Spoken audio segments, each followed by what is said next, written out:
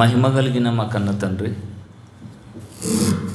మీ మహిమ కలిగిన నామానికి పాదాలకు స్తుతి చెల్లిస్తున్నాం. ఇంతవరకు మమ్మల్ని కాచి కాపాడి పాటలు పాడి మీ నామాన్ని మహిమపరిచాము. ప్రార్థనతో మా బాధలను మీకు విన్నవించుకున్నాం. మరొకసారి మీ యొక్క మాటలను వినడానికి సిద్ధపడుతున్నాం. వినగల చెవులను, గ్రహించగల మనసును, ఆలోచించే ఉదయాన్ని మాకు ప్రసాదించండి. యేసుక్రీస్తు వారి పేరట ఈ ప్రార్థన మీకు సమర్పించి బ్రతిమిలాడి వేడుకుంటున్నాం తండ్రి, ఆమేన్. దేవుని పిల్లలారా, మరి ఈరోజు ఒక విశేషమైన విషయాన్ని మనం అందరం కలిసి ఆలోచన చేద్దాం. రోమ పట్టణంలో ఉన్న క్రీస్తు సంఘానికి పౌలు గారు ఉత్తరాన్ని రాస్తూ రోమీయులకు రాసిన పత్రిక మొదటి అధ్యాయము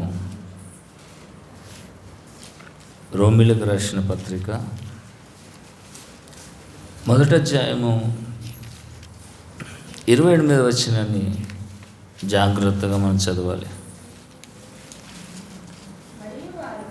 మొదటి అధ్యాయము 28వ వచనం అండి.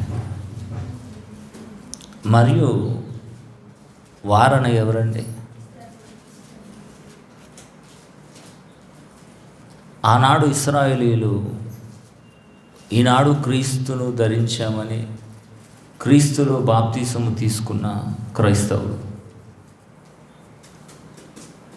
మనము ఒకనాడు వారం ఏం చేశారట? తమ మనసులో దేవునికి చోటియ్య నొల్లకపోయిరి. ఎందుకు చోటు లేదు దేవునికి? ఆలోచించండి. ఈరోజు మనం ఒక ప్రశ్న వేసుకుందాం. క్రీస్తులోనికి బాప్తీసం పొందిన మనమందరం క్రీస్తును ధరించుకుని ఉన్నాం. మరి బాప్తీసం తీసుకునగానే మనలోకి ఎవరు ప్రవేశిస్తారు? పరిశుద్ధాత్మ దేవుడు. మరి పరిశుద్ధాత్మ దేవుడు మనలోకి ప్రవేశించిన తర్వాత ఎందుకు మరి దేవునికి చోటు లేదు? ప్రపంచ క్రైస్తవులను గూర్చి పౌలు గారు ఆనాడు రోమ పట్టణంలో ఉన్న క్రైస్తవుల గూర్చి, ఒకనాడు ఇశ్రాయేలీయులుగా పేర్లు పెట్టుకున్న వారుని బట్టి రాసిన మాట.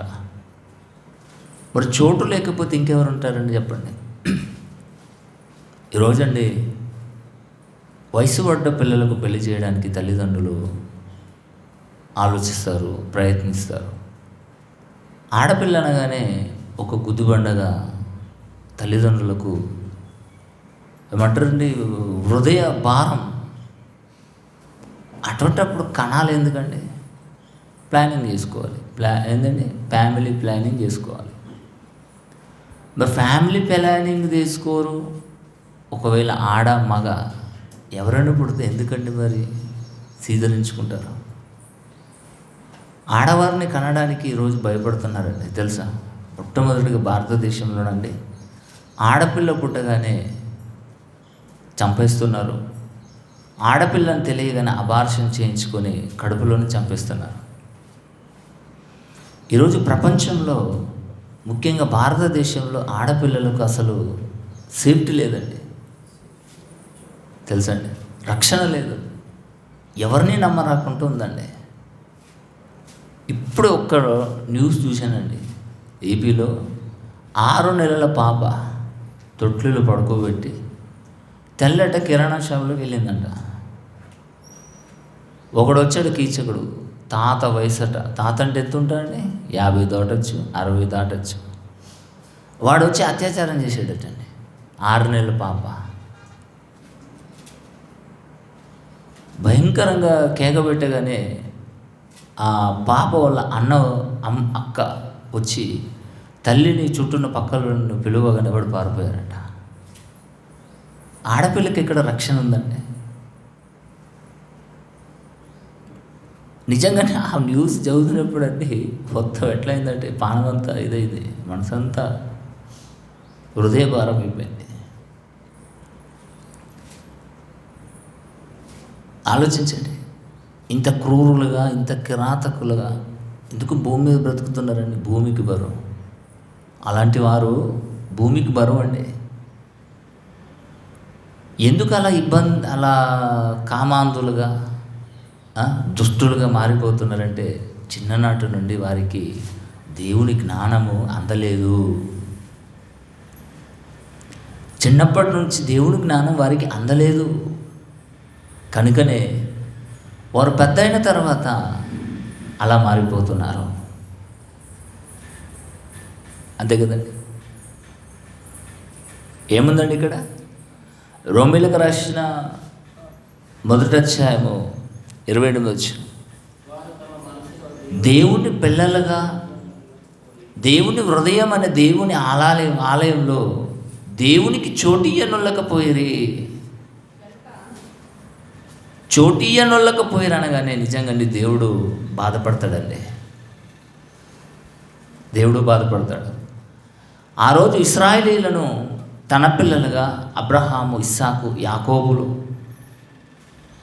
దేవుడు ఏర్పరచుకొని, యాకోబు గర్భవాసం నుండి వచ్చిన వారి 12 మంది గోత్రకర్తలు ఇశ్రాయేలీయులుగా పిలువబడ్డారు. దేవుడు వారికి కూడా ఒక మార్గాన్ని ఏర్పరచాడండి. అది యెహోవా మార్గం. ఒకసారి ఇర్మియా గ్రంథము 2వ అధ్యాయము 17వ వచనము 19వ వచనాన్ని మనం చదువుదామండి. ఆ రోజు కూడా దేవుడికి ఒక ఆలయాన్ని కట్టాలనుకున్నాడు. ఎవరు? దావీదు గారు. ఆలయంలో నేను ఉండను, కేవలం నా సన్నిధిని అందులో ఉంచుతాను, కానీ మీరు నా మార్గంలో నడవాలని 10 ఆజ్ఞలు ఇచ్చాడండి. ఇర్మియా గ్రంథము 2వ అధ్యాయం 17వ వచనాన్ని మనం చదివితేనండి, దేవుడు హృదయ భారముతో ఇశ్రాయేలీయులకు ఇర్మియా గారి ద్వారా వ్రాయించిన మాటలు, పలికించిన మాటలు, నీ దేవుడైన యెహోవా నిన్ను అనగా ఇశ్రాయేలీయులను నా మార్గంలో నడిపించడానికి నీవు ఆయనను విసర్జించితివి. మీకు మీరే ఈ బాధను మీరు కలగజేసుకున్నారు. దేవుడు ఒక కుటుంబానికి తండ్రి. ఆ తండ్రి తన కుటుంబము చల్లగా ఉండాలని, ఆయురారోగ్యాలతో ఉండాలని తండ్రి గారు ఆలోచిస్తారు. తండ్రి గారు ఆలోచించినప్పుడు కుటుంబం కూడా తండ్రి గారి మాట విని ఆ మార్గంలో నడవాలి. ఆ రోజు ఇశ్రాయేలీయులకు దేవుడే తండ్రి. నేను మీకు చూపించే మార్గంలో మీరు నడుస్తే మీకు క్షేమకరంగా ఉంటారు. ఆ రోజు కూడా దేవుడు ఇశ్రాయేలీయులకు మార్గాన్ని ఏర్పరిచినప్పుడు వారిని ఏం చేశారట? విసర్జించారు.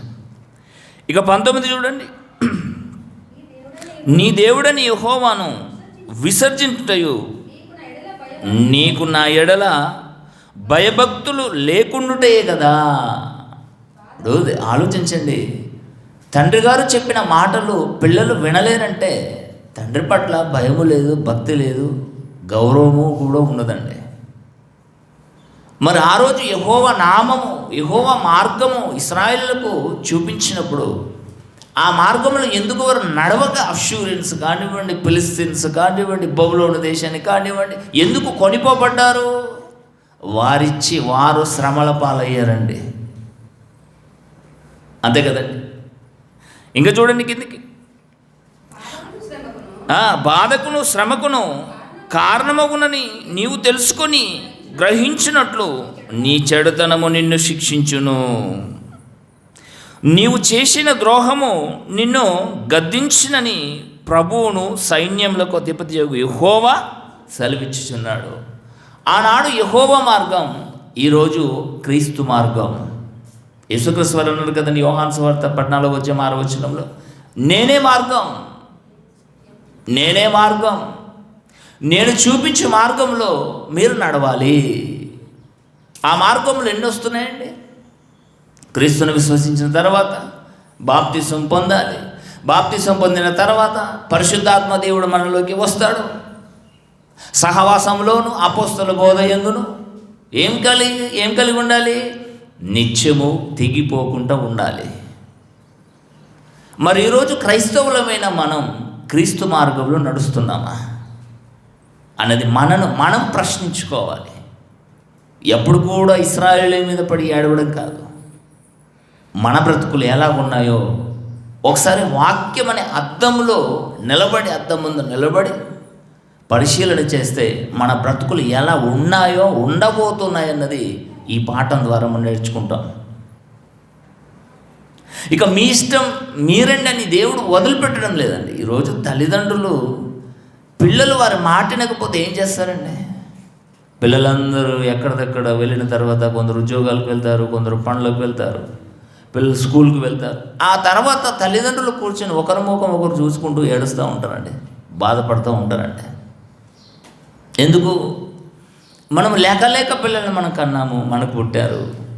ఆ పిల్లలు మన మాట వినడం లేదంటే ఏంటి? అసలు ఎక్కడుంది లోపం? ఎక్కడ లోపించింది లోపం అని సరిచేసుకుందాం. మరి లోపం లేనప్పుడు ఎందుకు ఇలా ప్రవర్తిస్తున్నారంటే అది వారి మూర్ఖత్వం కండి. ఇక దేవుడు ఏం చేస్తున్నాడట?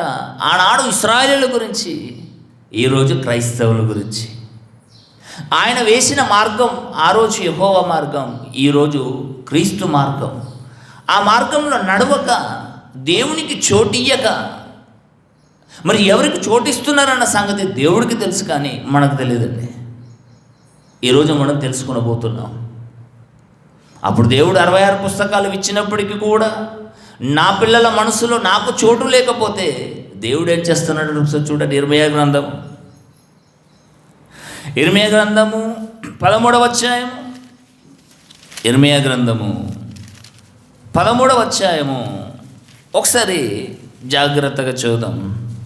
17వ వచనం అండి, 17వ వచనం, 13వ అధ్యాయము 17వ వచనం. అయినను మీరన్నాడు, ఆనాడు ఇశ్రాయేలీయులు, ఈనాడు క్రైస్తవులు. ఆనాడు ఇశ్రాయేలీయులు, నాడు ఇశ్రాయేలీయులు, నేడు క్రైస్తవులు. దేవుడు క్రైస్తవులనే ఎక్కువ ఫోకస్ చేస్తాడండి. ఎందుకు చెప్పండి? లోక పాపములను మోసుకొని పోవు గొర్రెపిల్ల యేసుక్రీస్తు భూమి మీదకి వచ్చాడు. లోక పాపాలను మోసుకొని పాపాలకు విమోచన ఇవ్వడానికి వచ్చినప్పుడు ఆ పాపంలో ఉన్న మనము ఆ పాపాలను విమోచన చేసుకోవడానికి, కడుక్కొనడానికి క్రీస్తులోకి బాప్తిసము తీసుకొని క్రీస్తును మనం ధరించుకున్నాం. అంటే మనము క్రీస్తు వారం అయ్యాము. కనుక దేవుడు కూడా తన వారిని అంటే తన కుమారుని స్వీకరించిన వారిని గురించి ఎక్కువ ఆలోచిస్తాడండి. మరి ఆ రోజు ఎన్నో భాషలు ఉన్నాయి, ఎన్నో తెగలు ఉన్నాయి, ఎన్నో ప్రజలు ఉన్నారు. కానీ ఇశ్రాయేలీయులను ప్రత్యేకంగా ఏర్పరచుకొని ఇవన్నీ ఇశ్రాయేలు గురించే నన్ను వ్రాయించిన మాటలు పాత నిబంధన ఆదికాండం నుండి మలాకి గ్రంథం వరకు. మరి ఇతరులు ఎందుకు పట్టించుకోలేడు? దేవుడు ఎక్కువ ఫోకస్ చేసింది ఇశ్రాయేలీయులనే. మరి ఈరోజు 800 కోట్లకు పైగా పిలువబడుతున్న జనాభాలో ముఖ్యంగా క్రైస్తవులని దేవుడు ఫోకస్ చేస్తున్నాడు. ఎప్పుడైనా ఆలోచన వచ్చిందండి? మన కొరకు దేవుడు ఆలోచిస్తున్నాడు, మన కొరకు కుమారుడు ఆలోచిస్తున్నాడు, మన కొరకు పరిశుద్ధాత్మ దేవుడు ఆలోచిస్తున్నాడన్న సంగతి ఈరోజు క్రైస్తవులు ఎవరైనా గుర్తెరగారా? గుర్తుంచుకుంటున్నారా? పోనీ గుర్తుంచుకుంటే నిజంగా అండి, రోమీలకు రాసిన పత్రికలో 1వ అధ్యాయం 28వ మాట అసలు రాయబడేది కాదండి. ఎందుకంటే దేవునికి చోటు లేదండి. అప్పుడు దేవుడు ఏం చేస్తున్నాడు చూడండి, 17వ వచనం, 13వ అధ్యాయం ఇర్మీయా గ్రంథము 17వ వచనం. అయినను నాడు ఇశ్రాయేలు, నేడు క్రైస్తవులు, మీరు నా మాట విననొల్లని ఎడల మీ గర్వమును బట్టి నేను చాటున ఏడ్చెదను. అంటే దేవుడు ఏడుస్తున్నాడట, మన తండ్రి మన కొరకు ఏడుస్తున్నాడట అండి. ఈరోజు తల్లిదండ్రుల మాటలు పిల్లలు వినక చెడు మార్గంలో నడుస్తే తల్లిదండ్రులు ఎంతగా క్షోభపడతారండి. ఈ తల్లిదండ్రులు దేవుని ఆత్మలకు కన్నతండ్రి అయిన తండ్రిని చూచి నేర్చుకున్న వారే తప్ప ఏడవడం ఎక్కడ నేర్చుకున్నారు చెప్పండి? చాటును ఏడుస్తాడట. మరి ఈరోజు తల్లిదండ్రులు పిల్లల ముంగట ఏడుస్తారండి. పిల్లల ముంగట ఏడుస్తే నిజంగా అండి ఎట్లా అంటే ఏమైపోతుందండి? వెలుగుపోద్ది, ప్రెస్టేజ్. మరి దేవుడు చాటును ఎందుకు ఏడుస్తున్నాడు? ఎవరున్నారు దేవుని సముఖమందు? కోటాను కోట్ల దూతలండి, పరిశుద్ధుడు పరిశుద్ధుడు పరిశుద్ధుడు దేవదూతలు పొగుడుతూ ఉంటే నాడు ఇశ్రాయేలీయులు నేడు క్రైస్తవులు వీరికి వేసిన మార్గము తప్పిపోతున్నారు. నాకే వారి మనసులో చోటు ఇయ్యనొల్లకపోతున్నారు. అది దేవదూతలు లేనప్పుడు దేవదూతలు ప్రక్కన పెట్టి చాటున వెళ్ళి ఏడుస్తున్నాడటండి దేవుడు. నేటికి దీర్ఘశాంతంలోకి వెళ్ళిపోయాడు. దీర్ఘశాంతంలోకి వెళ్ళిపోయినప్పటికీ కూడా మన గురించి ఆయన ఆలోచన. నిజంగా దేవుని పిల్లలారా, మరలా పాఠంలోకి మనం వచ్చేద్దామండి. 1వ అధ్యాయం 28వ వచనం, రోమీలకు రాసిన పత్రిక 1వ అధ్యాయము, రోమీలకు రాసిన పత్రిక 1వ అధ్యాయం 28వ వచనం, వారు దేవునికి చోటియ్యనొల్లకపోయిరే అని అన్నాడు. చోటియ్యనొల్లకపోయారంటే అంటే దేవుణ్ణి మనం బయటకు తగిలేసామా లేదా? ఇప్పుడు పరిశుద్ధాత్మ దేవుడు మనలోకి వచ్చాడు బాప్తిస్మము తీసుకున్న వెంటనే. మరి ఈ మాటను బట్టి మనలో పరిశుద్ధాత్మ దేవుడు ఉన్నాడా లేడా? ఎవరు చెప్పాలి? నాలో ఉన్నాడని నేను చెప్పాలి, లేడని నేను చెప్పాలి. మీరు కూడా నేను ఉన్నాడా లేడా? ఇప్పుడు చూడండి, ఏదైనా లోపల అనారోగ్య పాలైతే మొట్టమొదట ఫీవర్ వస్తుంది, హెడ్ఏక్ వస్తుంది, సూచన. ఏదో నీ బాడీలో ఆర్గన్స్ పాడైపోయాయని సూచన. మరి మనలో పరిశుద్ధాత్మ దేవుడు ఉన్నాడా లేడా అన్నది మనకు ఎలా తెలియాలి? వాక్యాన్ని బట్టి. ఇక ప్రకటన గ్రంథం ఒకసారి చూద్దామండి. ప్రకటన గ్రంథం 3వ అధ్యాయము. ప్రకటన గ్రంథము, యోహాను గారు జబదయి కుమారులలో ఒకతనైన యోహాను గారు పద్మసు దీపంలో పరవాసి అయి నువ్వు చూచుచున్నది రాయి అని చెప్పినప్పుడు రాస్తున్నప్పుడు 3వ అధ్యాయము దయచేసి తీయండి. 3వ అధ్యాయము 20వ వచనం అండి. ఇదిగో నేను మీ హృదయం అనే మీ మనస్సు అనే తలుపు నొద్ద నుండి తట్టుచున్నాను అంటున్నాడు. లేడా? మరి బాప్తిస్మం తీసుకున్న వెంటనే పరిశుద్ధాత్మ దేవుడు మనలోకి వచ్చాడు కదా. ఎప్పుడు వెళ్ళిపోయాడు చెప్పండి? వెళ్ళిపోయినప్పటికీ కూడా నేను వస్తాను, మీ హృదయాన్ని తెరవండి, మాకు చోటు ఇవ్వండి, మాకు చోటు ఇవ్వండి అని యేసుక్రీస్తు వారు పిలిచినప్పటికీ కూడా ఎవరైనా హృదయం అనే తలుపును, హృదయం అనే ద్వారాన్ని తెలియజేయడానికి, తెరవడానికి ఎవరైనా ఆలోచిస్తున్నారా? దేవుని పిల్లలారా, మన హృదయం అన్నది దేవుని ఆలయం. ఈ ఆలయంలో దేవుడే ఉండాలి తప్ప నా ఆలయంలో నా భార్య ఉండకూడదు, నా పిల్లలు ఉండకూడదు, నా రక్త సంబంధులు ఉండకూడదు, నా బంధువర్గము ఉండకూడదు, నా లోకము ఉండకూడదు.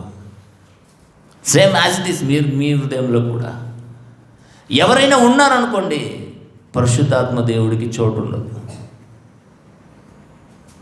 ఎవరైనా నాకంటే ఎక్కువగా తల్లిని కానీ, తండ్రిని కానీ, లోకంను కానీ, వ్యవస్థను కానీ, మీరు కోరుకున్నది కానీ ప్రేమించిన ఎడల మీరు నాకు పాత్రులు కాడన్నాడు. అంటే నేను మీ హృదయం అనే ఆలయంలో నేను ఉండను. ఒక భార్య భర్త ఆలోచిస్తుంది ఏంటంటే, తాళి కట్టించుకున్న తర్వాత భార్య ఏమంటుందో, నీవు నా సొత్తు, నీవు నా సొత్తు, నీవు ఎవరికి కూడా నీ హృదయాన్ని కానీ, నీ మనసును కానీ, నీ శరీరాన్ని కానీ పంచకూడదు. సేమ్ భర్త రిపీట్. అంటే ఒక భార్య భర్తల సంబంధం ఎలా ఉంటుందో పవిత్రంగా ఈరోజు క్రైస్తవుల దేవుడికి, క్రీస్తుకు, క్రైస్తవులకి అలాంటి బంధం అండి భార్య భర్తల సంబంధం. సంగమ భార్య వధువు, క్రీస్తు వరుడు.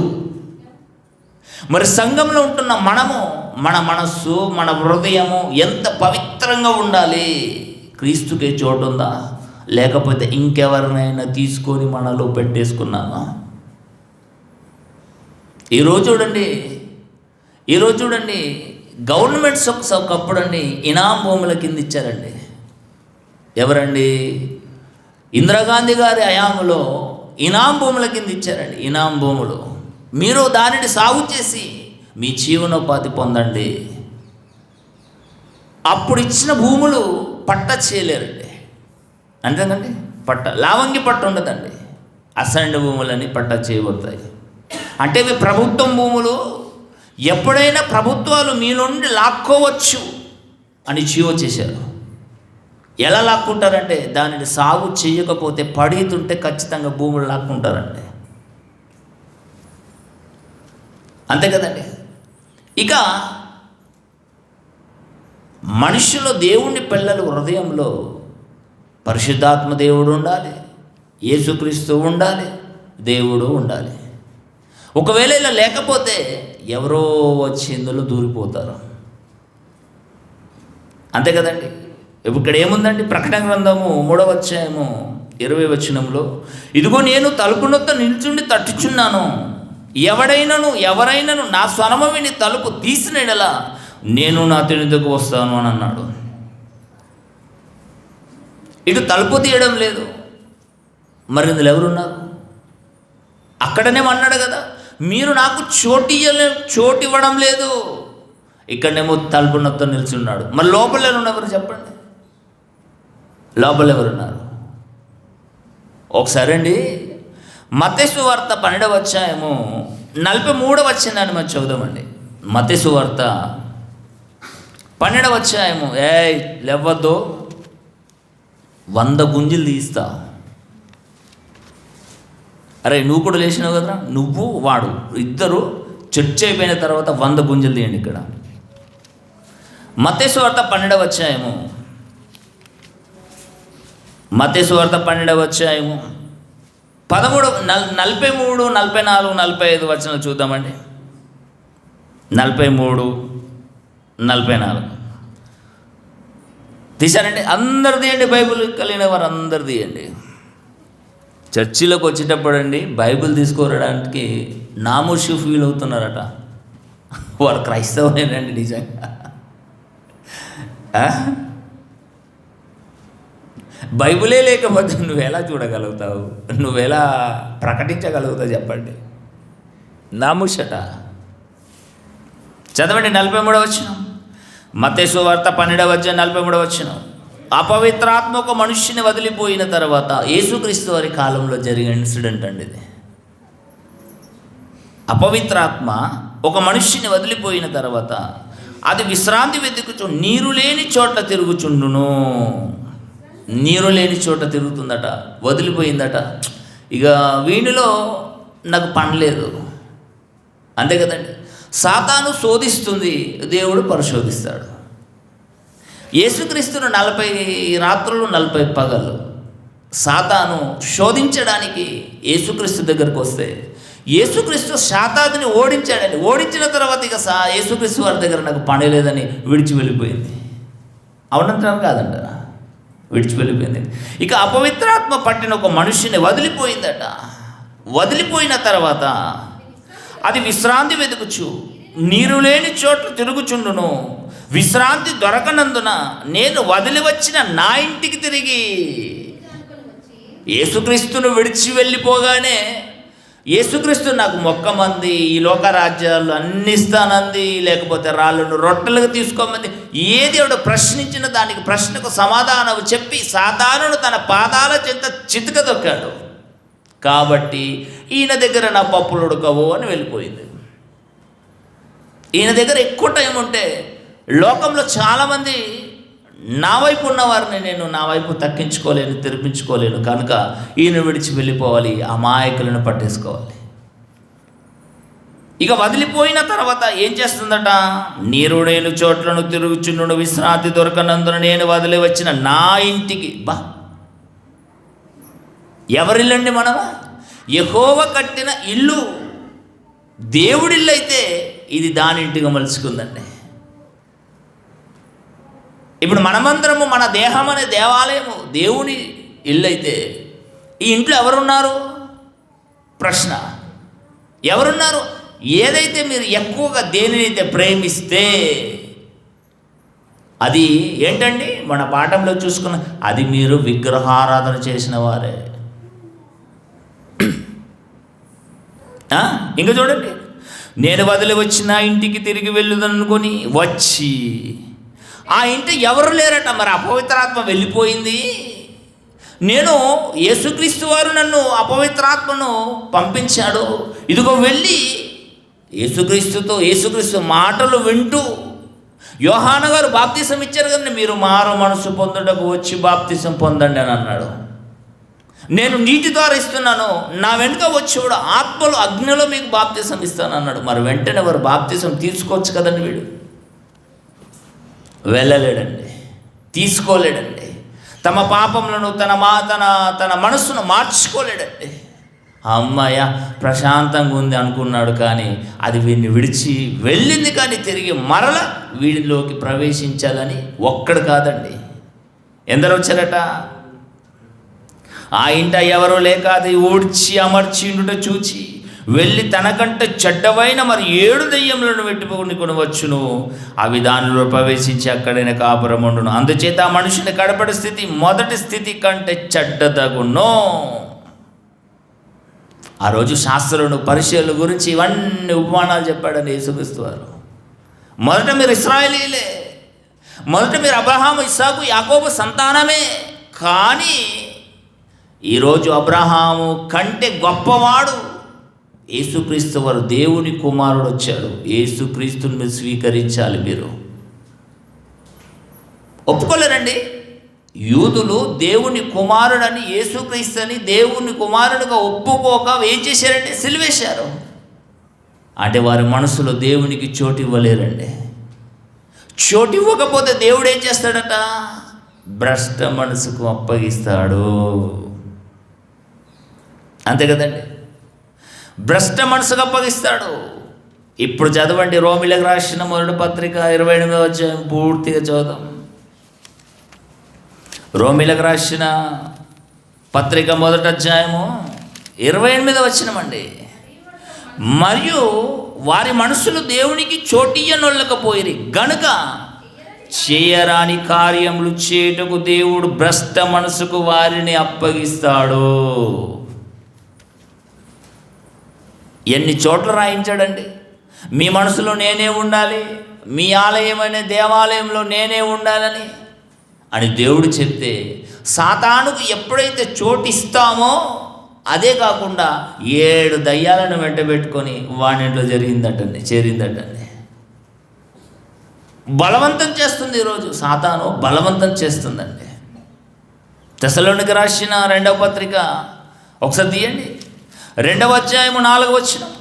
తెస్సలోనికీయులకు రాసిన 2వ పత్రిక, తెస్సలోనికీయులకు రాసిన 2వ పత్రిక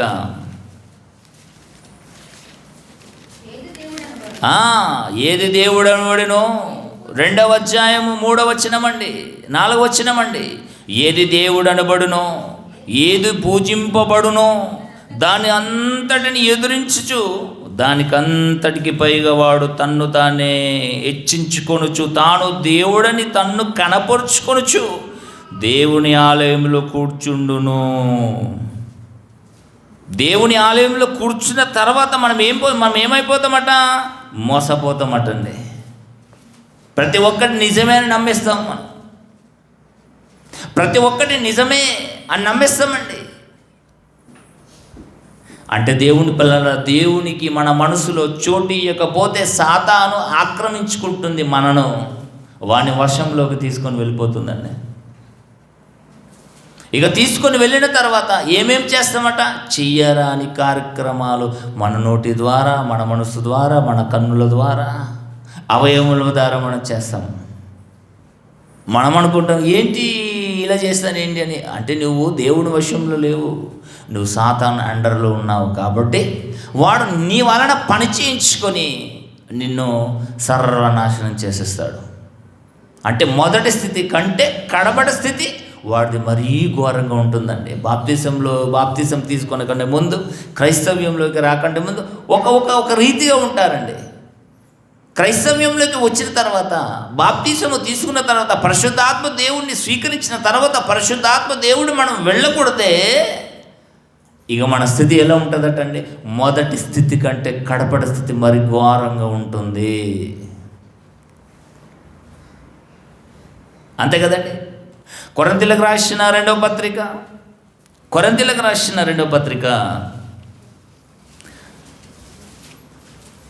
పత్రిక 6వ అధ్యాయము 16వ వచనాన్ని చదువుదామండి. 6వ అధ్యాయము, దేవుని ఆలయమునకు విగ్రహముతో ఏమి పొందిక అని అన్నాడు. దేవుని ఆలయానికి విగ్రహాలకు ఏం పొందిక? ఏంటి విగ్రహం అంటే? ఒక బొమ్మ చేసుకొని బొమ్మను పూజించడం కాదు, బొమ్మకు సాష్టాంగపడడం కాదు. ఏది ఎక్కువగా మనం ప్రేమిస్తే అది మనం విగ్రహం పెట్టుకుంటున్నాం మన హృదయంలో.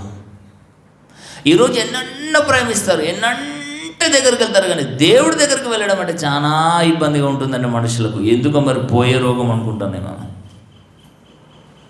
అంతే కదండి. కరోనా కంటే భయంకరమైన తెగులు చైనాలో వ్యాపిస్తుందటండి. ఆ వైరస్ అట మాంసాన్ని తినేస్తుందట. అరే వాడు ఇంకా రాలేడు, వెనుక కూర్చున్నాడు, వాడిని పిలుక పట్టుకొని తీసుకురండి. వాడు ఏం చేస్తుండు బయట?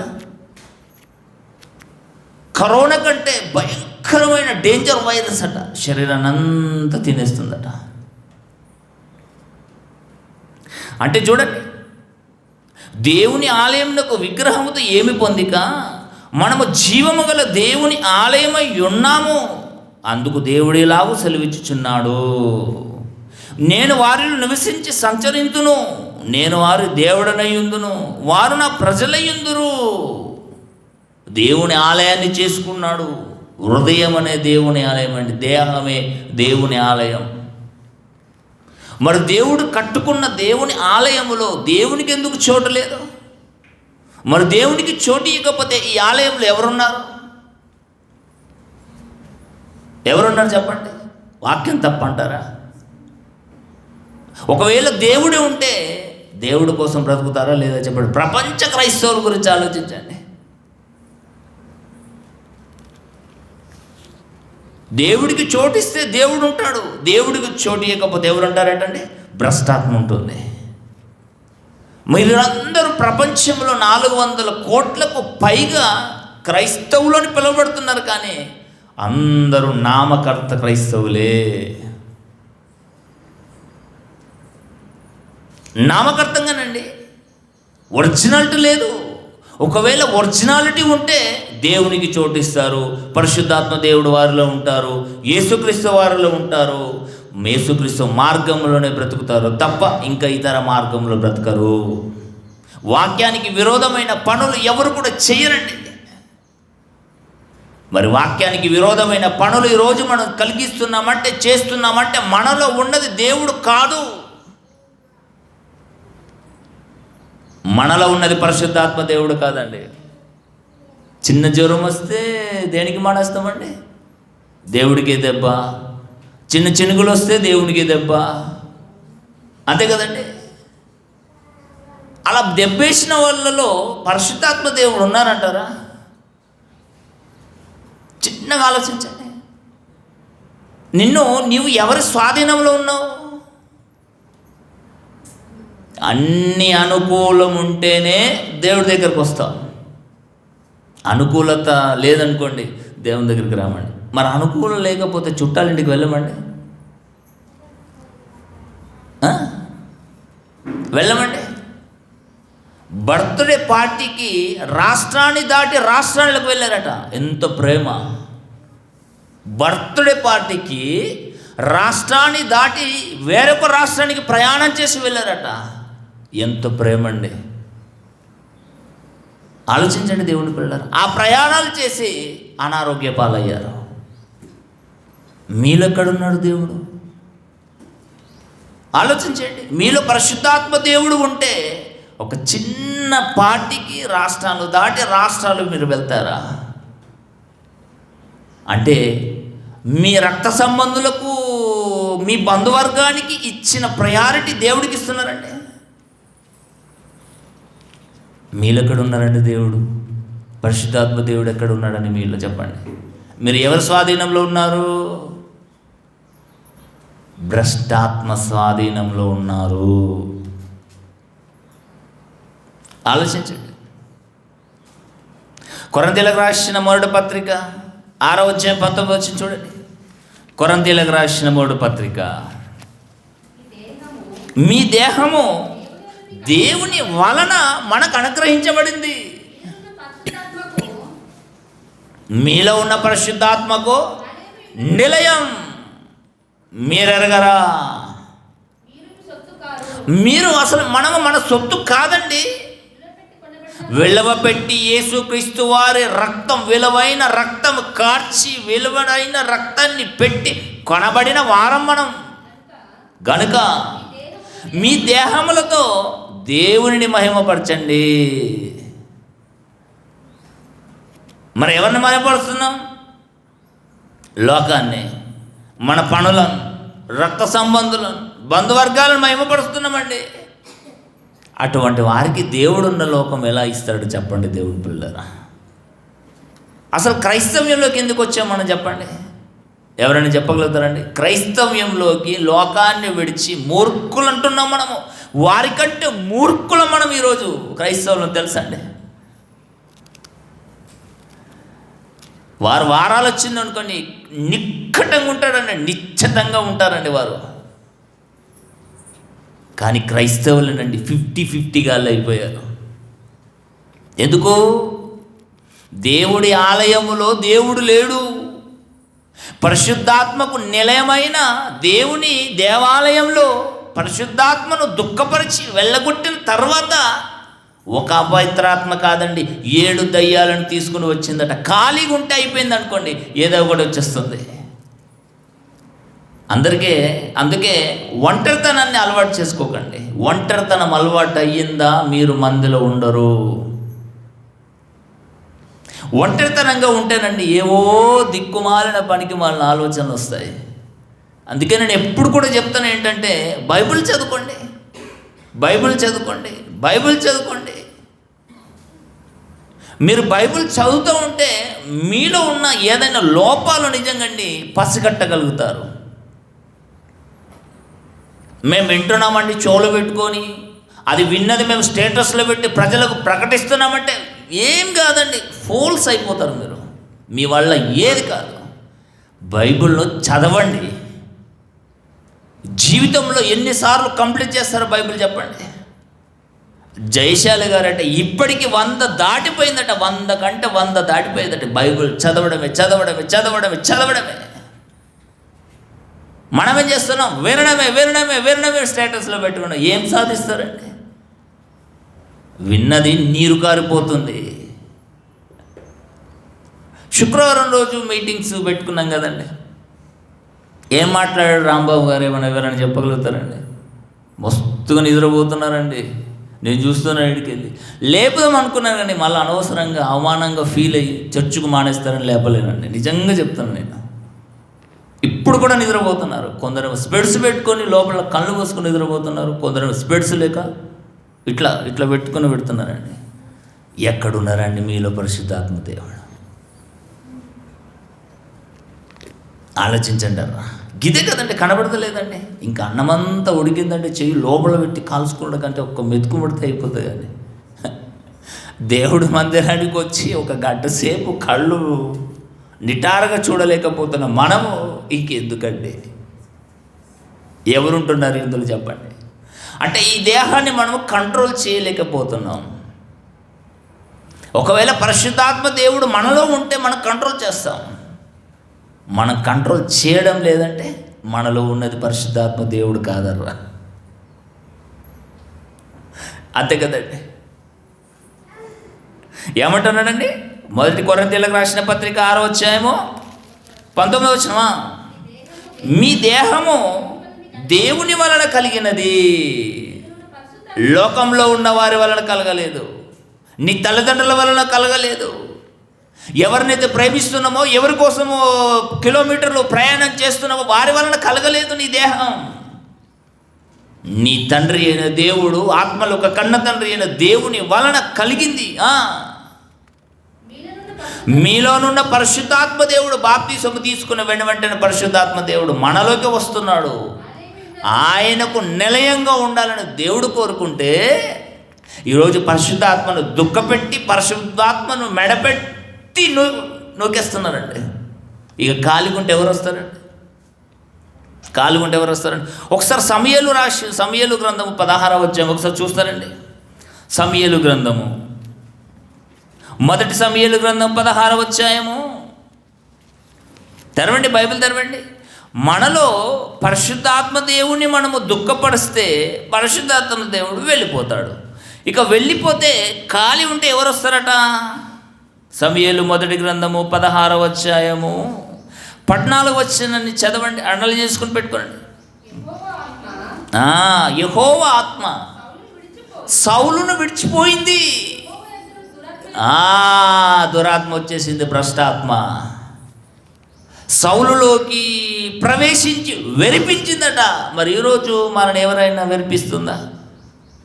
క్రీస్తు పూర్వము వేరు, క్రీస్తు శకము వేరు. మనసుకు పట్టేస్తుంది మనకు. అందుకని ఖాళీగా ఉంచకండి, మనసుని ఖాళీగా ఉంచకండి. బైబిల్ చదవండి, బైబిల్ ఆలోచించండి. ఒక అధ్యాయాన్ని 100 సార్లు చదవండి, 10 సార్లు చదవండి, 20 సార్లు చదవండి. క్రైస్తవుడు అనగానే బైబిల్ పఠించిన వాడు అని అర్థం. మనలో వాక్యం, మనం మాట్లాడినప్పుడు వాక్యమే మాట్లాడాలి. మన చూపు వాక్యం వైపే ఉండాలి. పనికి మాలిన పనులన్నీ పెట్టేసుకొని ఎన్ని లక్షలు ఎన్ని కోట్లు సంపాదించారండి దేవుడి సన్నిధిని ఎగ్గొట్టి. ఎన్ని సంపాదించారు? ఎన్ని అకౌంట్లు ఎన్ని కోట్లు బ్యాలెన్స్ ఉన్నాయండి చెప్పండి.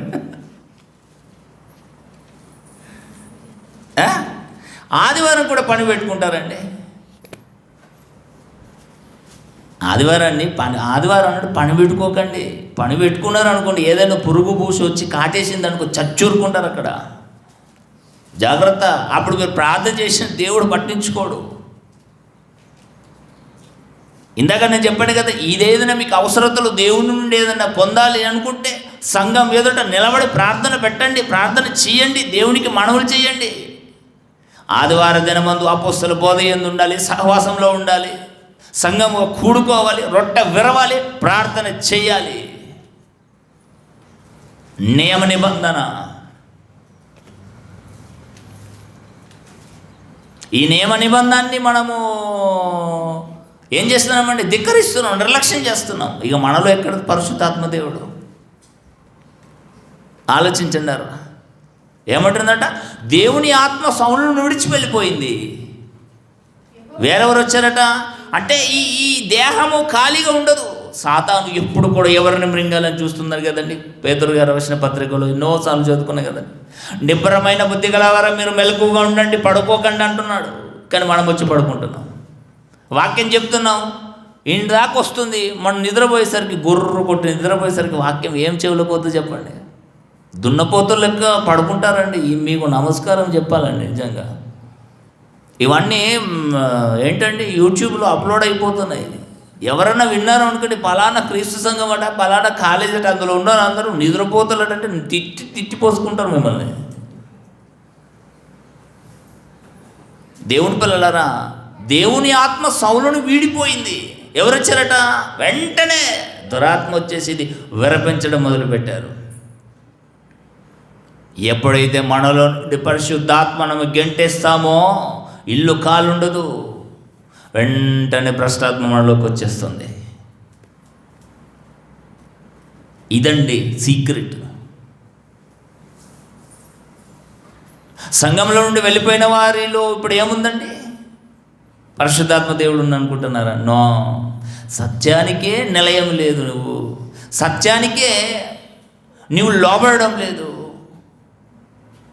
తప్పులు చేస్తారట, ఆ తప్పులు ఇలా చేస్తున్నారని చెప్తేనట సంఘంలో నుండి వెళ్ళిపోతారట. ఒక ఫ్యామిలీ అలానే వెళ్ళిపోయిందండి. ఇప్పుడు ఆడింది ఆట, పాడింది పాట. ఎవరంటారండి? అందుకని సంఘాలలో ఎవరు నిలదీయరండి. నిలదీస్తే ఈ సంఘం కాకపోతే ఇంకో సంఘం చూసుకుంటారు. కనుక ఎవరిని కూడా నిలదీయరండి. ఖచ్చితంగా నేను నిలదీస్తానండి. తప్పు అయితే తప్పు, ఒప్పు అయితే ఒప్పు. ఎందుకంటే మీలో మీ దేహాలు దేవునికి నిలయంగా ఉండాలి, ఇంక్లూడ్ నా దేహం కూడా. ఒకవేళ దేవునికి నిలయంగా లేకపోతే నిజంగా ఇంకెందుకండి సంఘంలోకి వచ్చి మీ టైం వేస్ట్ చేసుకుంటారు 2 గంటలు. ఈ 2 గంటలైనా లోకంలో గడిస్తే ఎప్పటికైనా వెళ్ళేది నరకమే. కానీ ఈ 2 గంటలైనా మీ వారితో ఏం చేయండి? సహవాసం చేసుకోండి. నేను అలానే చెప్తానండి, బైబిల్ కూడా అంతేనండి. దేవుని పిల్లలారా, యెహోవా ఆత్మ సౌలును వీడి వెళ్ళగానే దురాత్మ వచ్చేసిందట. వెంటనే ఉంది అక్కడ. వెళ్ళిపోయాడు. దేవా నిన్ను వెళ్ళిపోవాలా? వెళ్ళిపో. అంతే కదండి. ప్రకటన గ్రంథం 21వ అధ్యాయము చదువుదామండి. ప్రకటన గ్రంథము 21వ అధ్యాయము. ప్రకటన గ్రంథము 21వ అధ్యాయము 8వ వచనాన్ని ఒకసారి చదువుదామండి. పెరిగివారు 21, 2, 3 అండి. 2, 3 21వ అధ్యాయము 2వ వచనం 3వ వచనం అండి. మరియు నేను నూతనమైన యెరూషలేమును, ఆ పరిశుద్ధ పట్టణము, తన భర్త కొరకు అలంకరింపబడిన పెండ్లి కుమార్తె వలె సిద్ధపడి పరలోకమందున్న దేవుని యొద్ద నుండి దిగివచ్చుట చూచితిని. అప్పుడు ఇదిగో దేవుని నివాసం మనుషులతో కూడా ఉన్నది. ఆయన వారితో కాపురముండును. వారు ఆయన ప్రజలయుందురు. దేవుడు తానే వారి దేవుడయుండి వారికి తోడయుండును. ఈరోజు దేవుడి తోడ అవసరం లేదంట. దేవుడితో నివాసం చేయడం మనకి ఇష్టం లేకపోతే ఇక ఎవరితో నివాసం చేస్తాం చెప్పండి?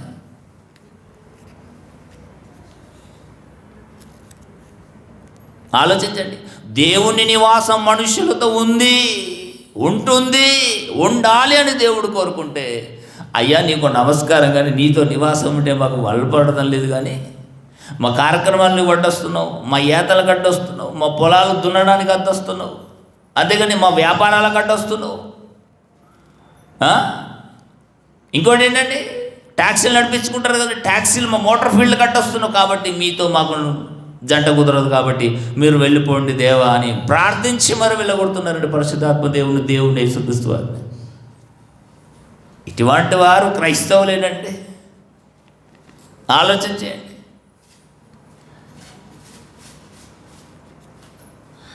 ఆలోచించండి.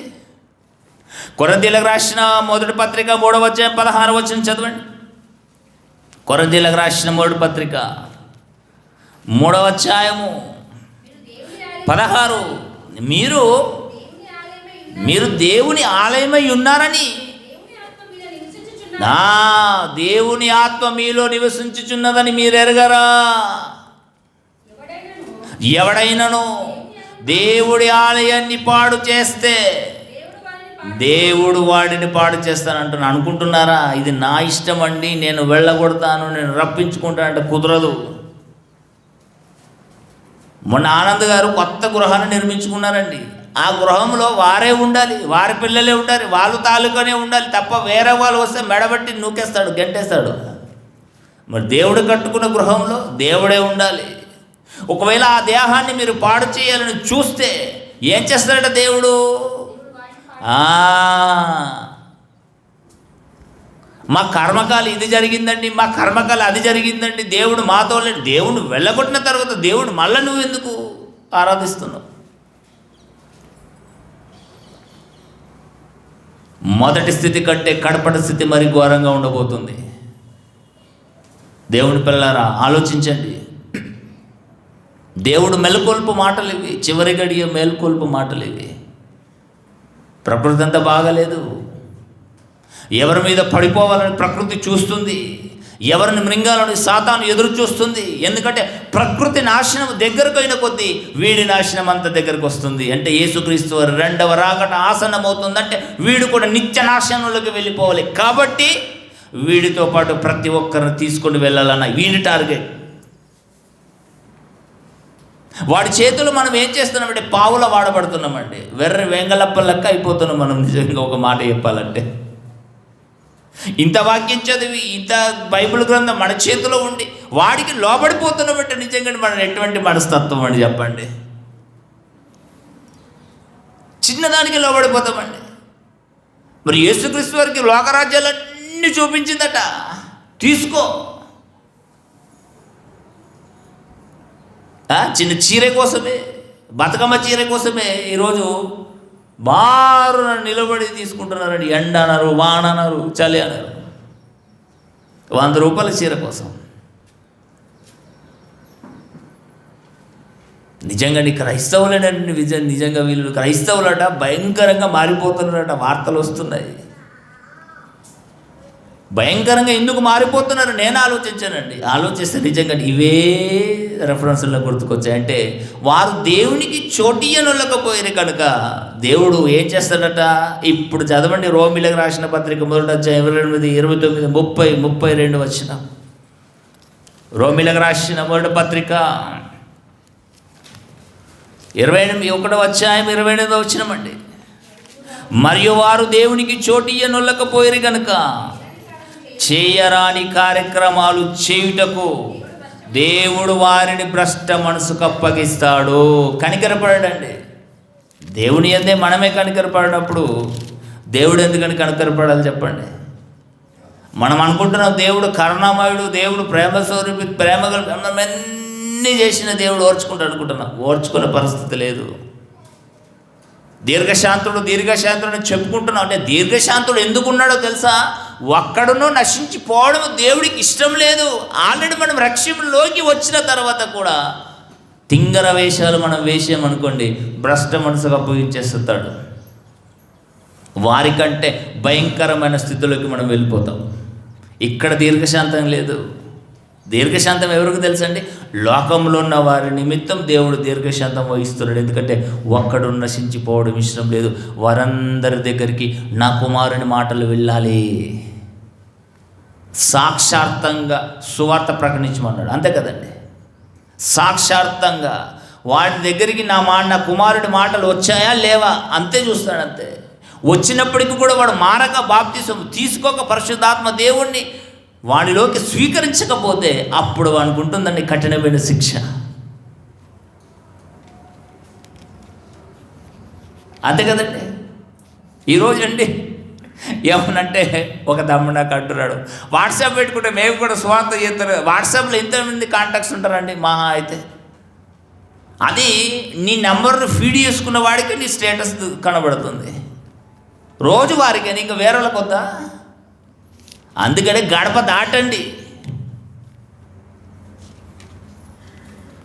గడప దాటండి. గడప దాటిన తర్వాత ఎవరికి లేరు, ఎవరు యేసుక్రీస్తు వారి మాటలు వినలేరు, వాళ్ళ దగ్గరకు వెళ్ళి వినిపించండి. దిక్కుమాలిన స్టేటస్లు పెట్టుకొని ఊదర కొడతారండి. దేనికి? పడికి మాలిన టైం వేస్ట్ కాకపోతే ఆ టైంలో మీరు వాక్యం చదవండి. వాక్యం ఈరోజు ఆదివారం అని పెట్టానండి. ఎంతమంది స్టేటస్ చూసుకున్నా 2-3 పెట్టారండి అంతే. మనది మంగళవారం, మనది చూడండి, మనదే కావాలి, మనది అవసరం లేదు. అంటే రానిదాని కోసం ఎదురు చూస్తున్నాం అన్నట్టు. వాళ్ళక్కడ ఉండరు మాత్రం చక్కగా వారు డెవలప్మెంట్ చేసుకుంటున్నారు. 2-3 పెట్టుకున్నారండి అంతే. మీటింగ్ ఉంది, మీటింగ్ ఎంత పెట్టుకున్నారు? అందరూ పెట్టుకున్నారండి. మనకేం అవసరం అండి? ఇటువంటి మనస్తత్వం ఎందుకుంటుంది మీకు? నాకు అర్థం కదా. ఆలోచించండి. ఎవరి ఉన్న స్థలంలో ఎక్కడ ఉంటున్నారో వారు డెవలప్మెంట్ చేసుకోవాలని కదా. అందుకనే CBTలు ఇచ్చారు, చర్చెస్ ఇచ్చారు. మన గురించి మనం ఆలోచించాలి, కానీ మన దృష్టి పెట్టుకొని వేరేల గురించి మీరు ఆలోచిస్తున్నారు ఏంటండి? ఇది తగునా మీకు? తగునా? తగదు. ముందు మనది డెవలప్మెంట్ చేసుకుందాం. ఎక్కడ ఉన్నవారు వారి గురించి వారు ఆలోచించుకుంటారు, మన గురించి మనం ఆలోచిద్దాం. ఎంతమందిని నీ ఉన్న ప్రాంతాలలో ఎంతమందిని రక్షణలోకి తీసుకొని వస్తావు, ఎంతమందిని దేవుడి సన్నిధిలోకి, దేవుని ఆకర్షణలోకి తీసుకొని వస్తావు, అదే ఆలోచించండి. రాని దాని కొరకు వెతకడము, అందని దాని కొరకు వెతికి ఎందుకంటే టైం వేస్ట్ చేసుకుంటారు. మీరు చదవండి, బైబిల్ చదవండి. మొన్న మాట ఇచ్చారు కదా, ఎంతమంది మాట ఇచ్చారండి? ఎవరైనా గుర్తుందండి? ఎవరైనా చెప్పగలుగుతారా?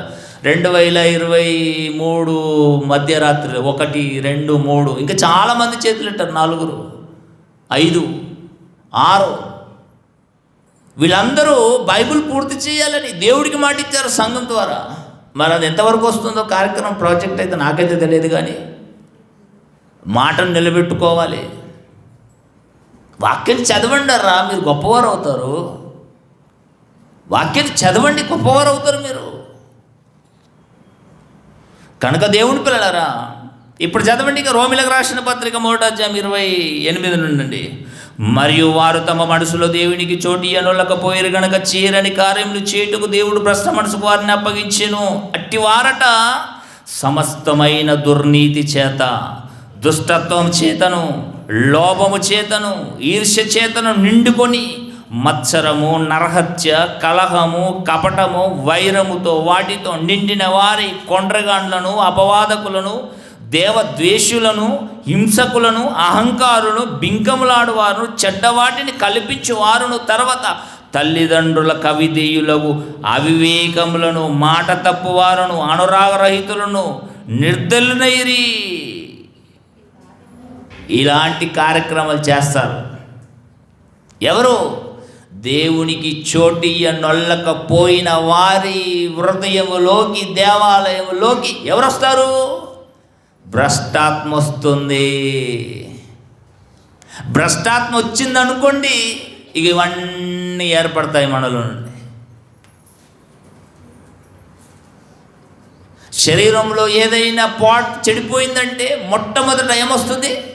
Fever, headache. ఆ తర్వాత వెంటనే మనం వెళ్ళి బ్లడ్ టెస్ట్, యూరిన్ టెస్ట్, ఆ టెస్ట్, ఈ టెస్ట్ చేయించుకోవాలి. అలా పోన్లేండి, పర్వాలేదండి, నార్మల్ ఫీవర్ కదండి, నార్మల్ హెడ్ఏక్ అని అలా చూశారు అనుకోండి, 1 రోజు 2 రోజులు చూడండి, 3 రోజులు 4 రోజులు కంటిన్యూ అయితే ఖచ్చితంగా వెళ్ళి చెక్ చేయించుకోండి. ఇక మన నోట అబద్ధాలు ఆడుతున్నాము, బింకములు ఆడుతున్నాము, ఏంటి పనికి మాలిన ఆలోచనలు మనలోకి వస్తున్నాయని అనుకున్నారు అనుకోండి, అప్పుడు మీరు చెక్ చేసుకోవాలి. ఎక్కడి దగ్గరికి? వాక్యంలోకి తీసుకొని రావాలి, వాక్యం దగ్గరికి రావాలి. అవును, ఇటువంటి ఆలోచనలు వస్తున్నాయి ఏంటి, అసలు మాట తప్పిన వాడని అయిపోయింది ఏంటి, అసలు మాట తప్పినదాన్ని అయిపోయింది ఏంటి, ఏంటి నా నోటి నుండి బూతులు వస్తున్నాయండి, నా నోటి నుండి ఇలా వస్తున్నాయండి, అలా వస్తున్నాయని అనుకున్నప్పుడు మీరేం చేయాలి? దేవుని వాక్యం దగ్గరికి రావాలి. అంటే మనలో నుండి పరిశుద్ధాత్మ దేవుడు గెంటి వేయబడ్డాడు. మనలో ఉంది ఏ ఆత్మ? భ్రష్టాత్మ. భ్రష్టాత్మ ఉంది కాబట్టి ఇటువంటి ఆలోచనలు మనకు వస్తున్నాయి. కనుక తస్మాత్ జాగ్రత్త. భ్రష్టాత్మను ఒకవేళ భూమి మీద మన దేహంలో ఉన్నప్పుడు దుఃఖపరుస్తే, ఇహమందును రాబోయే లోకమందును మనకు క్షమాభిక్ష లేదు. యేసుక్రీస్తు గురించి ఒకవేళ చెడ్డగా మాట్లాడినా, వాక్యం గురించి ఒకవేళ చెడ్డగా మాట్లాడినా, దేవుని గురించి చెడ్డగా మాట్లాడకవేళ వారిని బాధించినా పర్వాలేదు, వారు క్షమించి వదిలేస్తారు. కానీ మనలో ఉన్న పరిశుద్ధాత్మ దేవుణ్ణి మనము దుఃఖపరుస్తే ఇహమందును పరలోకమందును మనకు క్షమాపణ ఉండదండి. వీడు చూసాడండి, మావాడు పజ్జుగాడు గింత లేడని, వాడికి ఎంత ఫ్రస్ట్రేషన్ అంటే అంత ఫ్రస్ట్రేషన్ అండి. ఎవరి ముంగడవని కొట్టద్దట, ఎవరి ముంగడవని తిట్టొద్దట, తిడితే వెళ్ళిన తర్వాత గంటల తరబడి ఏడుస్తాడటండి. గింతోడికి ఫ్రస్ట్రేషన్ ఉన్నప్పుడు పరిశుద్ధాత్మ దేవుడికి ఉండదండి. ఆలోచించండి. అంటే మనం ఎంత నిర్లక్ష్యంగా ఉన్నాం. మనం రోడ్డు మీద ఎందుకు యాక్సిడెంట్స్ అవుతున్నాయండి? నిర్లక్ష్య డ్రైవింగ్ చేయడం వలన యాక్సిడెంట్లు చచ్చిపోతున్నారు కదండి. నిద్ర వచ్చినప్పుడు అక్కడ బండి పక్కకు పార్కింగ్ చేసుకొని పడుకోవాలి. పడుకున్న తర్వాత నిద్ర మేలుకున్న తర్వాత మరలా డ్రైవింగ్ చేయాలి. మనది పొరపాటు ఎదుటోని కూడా చంపేస్తున్నాం కదండి. ఈరోజు క్రైస్తవ్యాన్ని దేవుడు లోకానికి వెలుగుగా ఉంచాడు, దిక్చుచిగా ఉంచితే ఈరోజు క్రైస్తవ్యం నిజంగా మంట కలిసిపోతే ఎవరండి క్రైస్తవులను చూసి మారాలా, ఇంకా చెడిపోవాలి చెప్పండి? క్రైస్తవులు ఎలా ఉన్నారటండి? ఒకవేళ మనం కూడా క్రైస్తవులకు వెళ్ళిపోతాం, మనవేళ మారిపోతామండి. క్రైస్తవ్యంకో దండం, దేవుడికో దండం, మరల లోకంలోనే ఉంటున్నారండి. దేవుని పిల్లలారా, క్రైస్తవులు అంటే ఎంత గొప్పగా ఉండాలండి భూమి మీద. ఇరుగు పొరుగు వారికి ఆదర్శంగా ఉండాలి క్రైస్తవుడు అంటే. మనలో పరిశుద్ధాత్మ దేవుడు ఉంటే ఆదర్శంగా ఉంటాము. మనలో పరిశుద్ధాత్మ దేవుడు లేకపోతే ఆదర్శంగా కాదు, కానీ నిజంగానే చెత్త చెదారమంతా మనలోకి వచ్చేస్తుంది. ఈ మాటలు దేవుడు మనను బెదిరించాలనో బెదురు పెట్టాలనో కాదండి. ఏది ఉన్నా కానీ దేవుడు పిల్లలు దీపం ఉండగానే ఇల్లును చక్క పెట్టుకోవాలి. మనము మరణించకంటే ముందే మన ఆత్మ పరదేశికి వెళ్ళాలా, నిత్య నరకాగ్నికి వెళ్ళాలా అన్నది మన చేతుల్లో పెట్టాడు దేవుడు. అందుకే 66 పుస్తకాలు ఇచ్చారు కదండి. ఎవరు చదువుతారండి 66 పుస్తకాలు? పేరుకు క్రైస్తవ్యమే తప్ప ఎవరు చదువుతారండి దీన్ని? ఆది కాండం నుండి ప్రకటన గ్రంథం వరకు ఎంతమందికి వస్తే పుస్తకాల పేర్లు చదవకుండా చూడకుండా చెప్తారండి ఎవరైనా గడగడ? కానీ మనం చేసే వ్యాపారాల పేర్లు చెప్తామండి, మనం చేసే పనుల పేర్లు చెప్తామండి. మనం కాస్తున్న నిజంగా 100 గొర్రెలు కాస్తున్న వాడట గొర్రెలే కాపరి, దేనికి మచ్చుంది దేనికి ఉంటుందా గొర్రెలను నిత్యానంగా చూడకుండా చెప్తాడండి. మరి ఈరోజు క్రైస్తవులమైన మనం ఆది కాండం నుండి ప్రకటన గ్రంథం వరకు కనీసం పుస్తకాల పేర్లు చూడకుండా చెప్పగలుగుతున్నామా? ఎందుకండి అటువంటి క్రైస్తవ్యం? ఎందుకండి? దేవుడు అడుగుతున్నాడు, ఎందుకర్రా మీరు అటు ఇటు ఉన్నారు? నువ్వు ఉంటే చల్లగానే ఉండమన్నాడు, అయితే వెచ్చగానే ఉంటే లోకంలో ఉండి చచ్చి నరకానికి వెళ్ళు, ఉంటే క్రైస్తవ్యంలో నుండి నేను చూపించిన మార్గంలో బ్రతుకమన్నాడు. లేకపోతే అటు ఇటు కాని వారిగా మారిపోతామండి. ఎందుకంటే నోటి నుండి దేవుడు ఉమ్మేస్తానన్నాడు. ఇరుగు పొరుగు వారి దగ్గర క్రైస్తవులు అంటే ఎంత ఉందాగా ఉండాలి తెలుసా అండి? ఎంత సౌమ్యంగా ఉండాలండి. ఆ సౌమ్యత కోల్పోతున్నారండి. మనలో పరిశుద్ధాత్మ దేవుడు ఉంటే ఆ సౌమ్యాన్ని కోల్పోము. బైబిల్ ప్రకారంగా దేవుడు చెప్పిన మాటల ప్రకారంగా మనం బ్రతుకుతాం. అంటే దేవుడు చెప్పిన మాటల ప్రకారంగా బ్రతకడం లేదంటే మన బిహేవింగ్ లేదంటే మనలో ఉన్నది పరిశుద్ధాత్మ దేవుడు కాదు, ఇంకెవరున్నారు? భ్రష్టాత్మ అండి. ఇక పరిశుద్ధాత్మ దేవుడు వెళ్ళకపోగానే ఎవరు వస్తారండి? సౌలు యెహోవా ఆత్మను విడిచి వెళ్ళిపోగానే దురాత్మ వచ్చి ఒకటి సౌలులోకి ప్రవేశించింది. కనుక ఈ దేహము దేవుని వలన కలిగిన ఈ దేహం అయితే ఈ దేహంలో దేవుడు నివాసం చేయాలి. మనుషులతో దేవుడు నివాసం చేయాలని కోరుకుంటే దేవుడిని ప్రక్కన పెట్టి ఎవరితో మనం నివాసం చేస్తున్నా చెప్పండి? తాళి కట్టించుకున్న భార్య తన భర్తతో కాపురం చేయాలనుకుంటుంది. వేరే పరాయి ఆడదాని వైపు చూసినా కానీ కళ్ళు పీకేస్తానని బెదిరిస్తుందండి. మరి ఈరోజు సంఘం యేసుక్రీస్తు వారికి ఎవరండి? వధువు కదండి, భార్య కదండి. మన క్రీస్తు వైపు చూడాలి కదండి. మన భర్త క్రీస్తే కదండి. క్రీస్తు వైపు చూడక లోక వైపు చూస్తున్నామంటే ఒక మగాడు తన భార్యను వదిలేసి ఇంకో పరాయి ఆడదాని వైపు చూస్తున్నట్టు లెక్క కదండి. అసలు క్రైస్తవానికి ఏం అర్థమైందండి నిజంగా చెప్పండి? ఇటువంటి క్రైస్తవ్యం దేవుడు ఒప్పుకోడండి. ఇటువంటి క్రైస్తవ్యం పరలోకానికి హక్కుదారులు కారండి. అందుకే చివరిగా ప్రకటన గ్రంథంలో వీరందరి గురించి మాట్లాడుతూ ప్రకటన గ్రంథం 21వ అధ్యాయము చివరికి చూడండి. ప్రకటన గ్రంథం 21వ అధ్యాయము 8వ వచనము. ప్రకటన గ్రంథం 21వ అధ్యాయము 28 ఇందాక చదువుతాం కదండి. రోమిలకు రాసిన పత్రిక 1వ అధ్యాయం 28వ వచనం 29, 30 అవన్నీ ఏమున్నాయండి? అవన్నీ చేయవారట, దేనికట అర్హులట? చదవండి. 21వ అధ్యాయం 8వ వచనమా. పిరికి వారును, అవిశ్వాసులను, అసహ్యులను, నరహంతకులను, వ్యభిచారులను, మాంత్రికులను, విగ్రహారాధికులను, అబద్ధికులందరూ అగ్ని గంధకములో మండుగుండంలో పాలు పొందుదురు. ఇది 2వ మరణం. చివరికి ఏం చేస్తారండి దేవుడు? భూమి మీద భ్రష్టాత్మ కనిపిస్తే భ్రష్టాత్మ దాని ఇష్టం ఉన్నట్టు మనుషులను వాడుకొని వదిలేస్తుంది. ఈరోజు చూడండి, సహజీవనం అని ఒక పేరు వచ్చింది కదండి. సహజీవనం చేస్తూ వాడి కోరిక దాని కోరిక తీర్చుకున్న తర్వాత ఒకరికొకరు వేరైపోతారండి. అంటే వాడుకొని వదిలేయడం అన్నట్టు. మనలో పరిశుద్ధాత్మ దేవుడు ఉంటే చివరి వరకు నిలబెడతాడు, మరణం వరకు మనను ఆదరిస్తాడు. ఎటువంటి చెడు మార్గంలో వెళ్ళకుండా, ఎటువంటి చెడు ఆలోచనలు మనలోకి రాకుండా కాపాడుతాడండి పరిశుద్ధాత్మ దేవుడు. ఈరోజు సరిగా ప్రార్థన చేయడం రాలేదంటే ఎవరున్నారు మనలో చెప్పండి? పరిశుద్ధాత్మ దేవుడట ఉచ్చరింప సఖ్యము కానీ మూలుగులతో మన తండ్రికి ప్రార్థన చేయడానికి నేర్పిస్తాడు. బాప్తిసం తీసుకుంటారండి, ఇన్నేళ్ళు అయిందని ప్రార్థన చేయరండి, అవుతారు స్తోత్రం స్తోత్రం స్తోత్రం యేసయ్యా నీకు వందనాలు. ఎవరికి చేస్తున్నావు ప్రార్థన?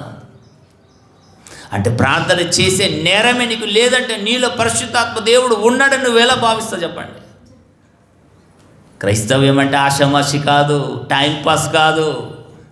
క్రైస్తవ్యం అంటే ఈ లోకం నుండి మరో లోకానికి వెళ్ళే మార్గదర్శకులు క్రైస్తవులు అంటే.